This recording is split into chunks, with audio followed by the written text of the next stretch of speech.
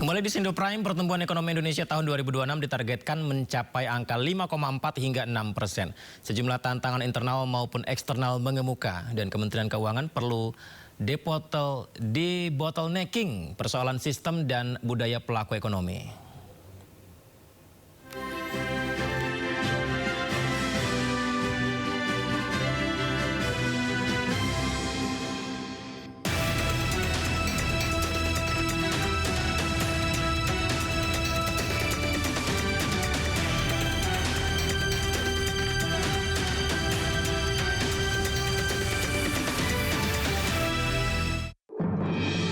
Dalam rapat kinerja APBN pada 18 Desember 2025, Menteri Keuangan menjelaskan bahwa realisasi APBN menunjukkan kinerja tetap terjaga dengan pendapatan negara Rp2.351 triliun atau 81,2% dari outlook.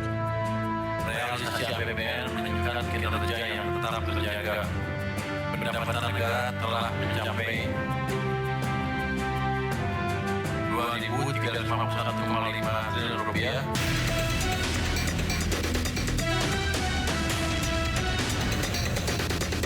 Belanja negara mencapai Rp2.911 triliun, sehingga defisit APBN mencapai Rp560,3 triliun atau 2,3% terhadap PDB. Defisit APBN 2,3% ini nampaknya bukan sekedar angka fiskal, tetapi instrumen kebijakan untuk menjaga momentum pertumbuhan ekonomi di kisaran 5,4%.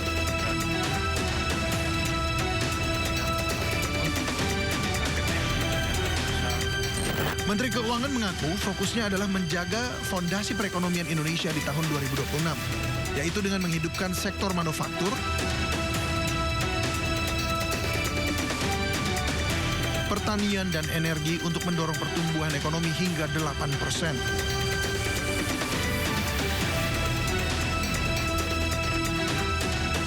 Oleh karena itu, sejumlah tantangan harus diselesaikan saat ini juga, diantaranya membangun iklim investasi karena banyak sektor yang terlibat, sinkronisasi kebijakan fiskal dan moneter, serta problem lain yang diakui adalah merubah sistem yang sudah diadopsi pelaku bisnis dan regulator hingga konsumen itu tidak mudah.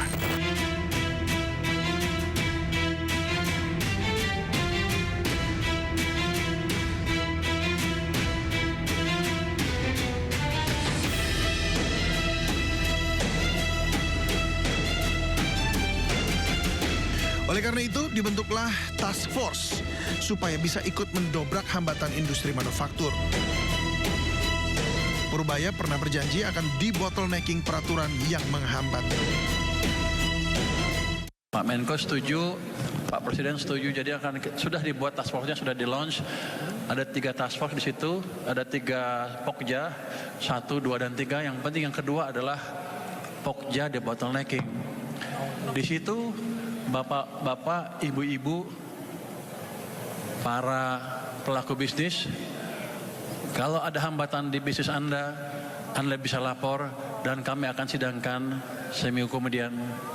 Saya sudah memutuskan mengalokasikan waktu 1 hari penuh untuk memimpin sidang debottlenecking.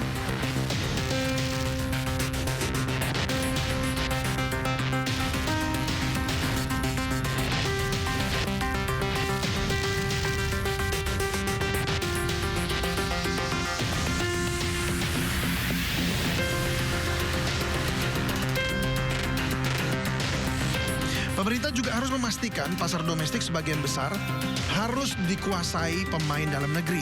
Karena pasar domestiklah yang menyumbang 90% terhadap perekonomian dan tidak boleh dikuasai oleh barang-barang asing.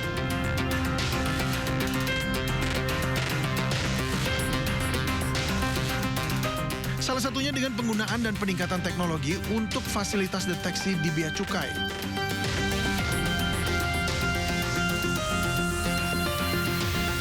Dan ini menjadi salah satu andalan untuk menertibkan pelaku bisnis yang berujung pada peningkatan pendapatan negara dari impor.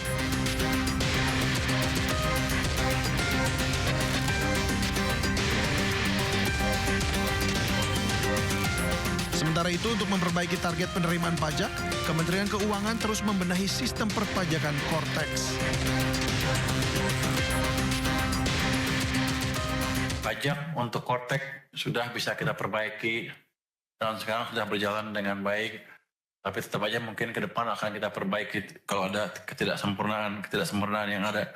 Tapi kemarin kita sudah tes dengan berapa? 60.000 orang login sekaligus di Cortex dan Cortexnya bisa berjalan dengan baik.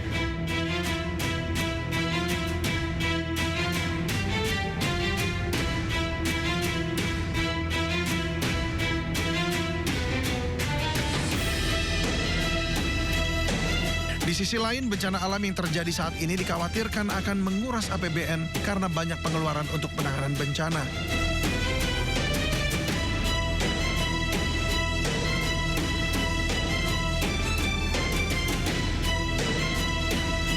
Namun demikian, Menteri Keuangan membantah hal tersebut. Malah kalau dihitung betul-betul malah bisa mendorong sedikit. Memang kan loss di sana, tapi kan ada pembangunan, perumahan dan lain-lain, itu akan ada pertumbuhan ekonomi tambahan. Jadi mungkin kalau ada dampak pun nggak terlalu negatif, tapi saya lihat sih masih bisa netral atau positif. Karena ada uang tambahan kan akan dibelanjakan di sana di setiap daerah itu.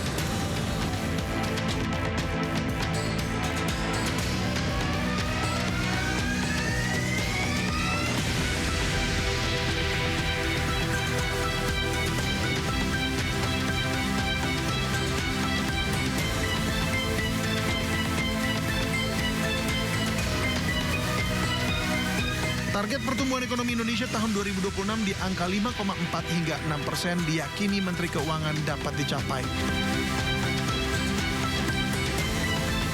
Salah satunya dengan menjaga mesin fiskal.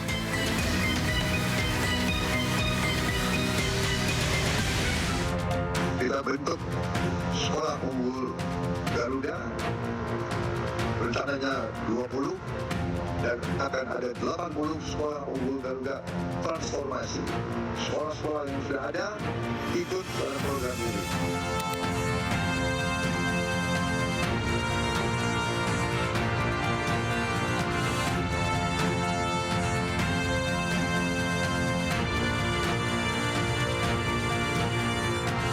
Pelaksanaan makan bergizi gratis,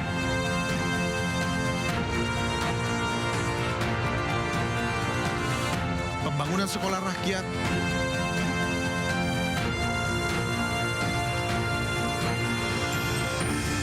pembangunan sekolah Garuda dan program lainnya seperti Koperasi Merah Putih,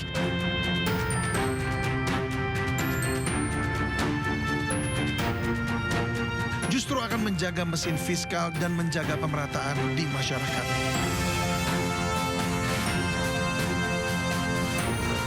Melihat langkah-langkah pemerintah ini, maka tidak ada salahnya kita memberikan ruang kepada pihak terkait untuk bekerja.